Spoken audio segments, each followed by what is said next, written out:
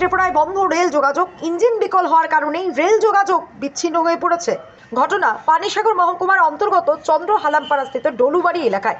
জানা গেছে, রবিবার রাতে আগরতলা থেকে গৌহাটির উদ্দেশ্যে একটি মালবাহী খালি ট্রেন রওনা হয়ে রাত 1টা নাগাদ ওই এলাকায় পৌঁছালে আচমকাই ইঞ্জিনে গোলযোগ দেখা দেয়।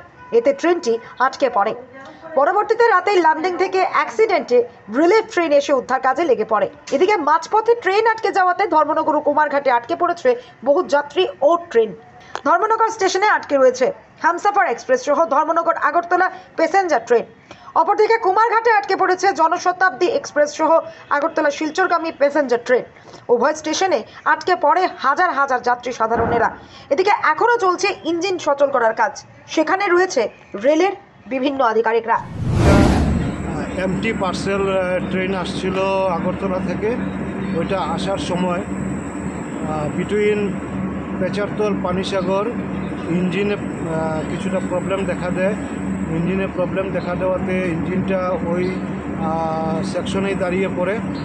তারপর আমাদের অ্যাক্সিডেন্ট রিলিফ ট্রেন স্পটে যায় এবং স্পটে গিয়ে ওইখানে এখন পর্যন্ত কাজ চলছে।